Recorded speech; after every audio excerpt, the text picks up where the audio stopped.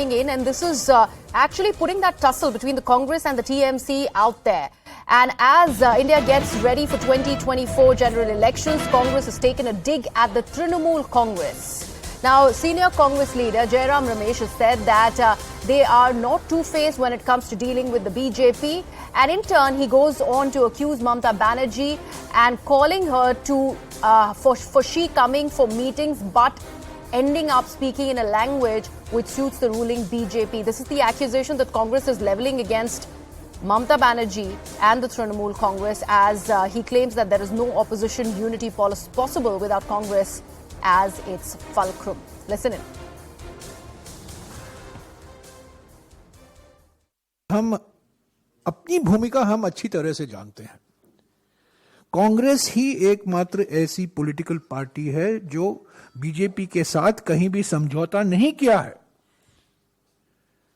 कई विपक्ष की पार्टियां ऐसी आती हैं जो खरगे जी के मीटिंग में बैठती हैं, पर जो उनका एक्शन होता है वो सत्ता पक्ष के पार्टी के पक्ष में होता है। तो हमारे दो चेहरे नहीं हैं बीजेपी के संबंध में, हमारा एक ही चेहरा है। Taking this across to my colleague Pallavi to understand this better. Pallavi, we had been seeing this sort of, heated exercise being lurking in the corner when it comes to Congress and the TMC. And now Jairam Ramesh making it amply clear, taking that dig at Mamata Banerjee and the TMC. Yes, absolutely. And I think in recent times, this is the first time where the Congress party has very, very clearly and openly hit out at the Trinamool Congress and actually accused it of being a B team of the BJP. So we'll have to see what reaction really comes in from the TMC, because the Congress consistently has been making the point that while they began from asking for a JPC on the Adani issue, suddenly in the middle of the parliament session, they seem to be talking in a voice which seems to be soft on the government, which means they want a Supreme Court monitored probe, something which the government also seems to be open to, because we know the government has told the court that they're ready to a formation of a committee. This is also interesting because in the recent Tripura elections, we saw a Congress plus a left tie-up against the Trinamool Congress. We've also seen the TMC put up a battle, for example, in Goa, which hurts the Congress party. So when we talk about an opposition unity, which Jairam Ramesh was talking about, it's very clear that the opposition unity is really going to be a bit of a mirage. All right. And what made him say this, Pallavi? If you can just put this to context for our viewers. Well, essentially, the context of Nitish Kumar's statement a few days back, when he said it's all very well to get traction of the Bharat Jodo Yatra, but the Congress now needs to use that traction to build up an opposition front.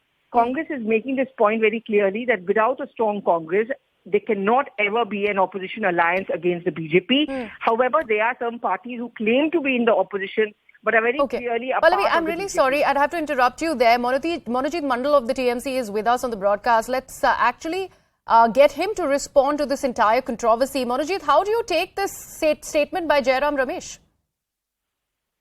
It's basically, he is trying to now divide the opposition. Mr. Ramesh must have watched the interview of my National Secretary, Mr. Abhishek Banerjee, yesterday, given to a very prominent English channel. And he has categorically stated that we are open to any alliance, to any political party who genuinely fights the BJP. That's the statement in the public domain. So there is no question of not considering any political party. Any means that also includes Congress.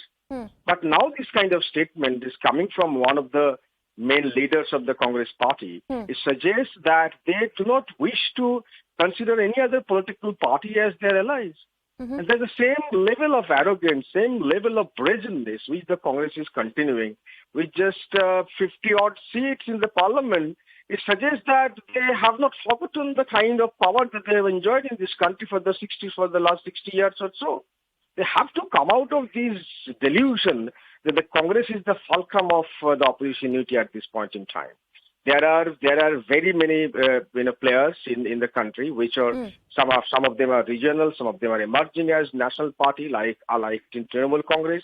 It is going to do very well in the northeastern part and but it'll not be surprised. Manojit, I'm really sorry to interrupt you, but I really want to understand this. On the one hand, opposition parties are talking about an opposition unity. We had seen even when there was a growing demand for JPC when it came to what was revealed by Hindenburg in the case of Mr. Gautam Adani.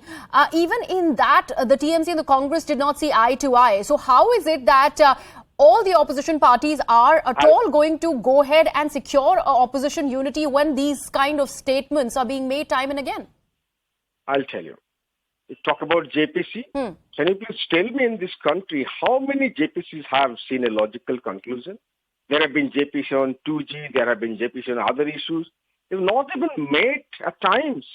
So we demanded the Supreme Court monitored inquiry, and that should have been more fastidious.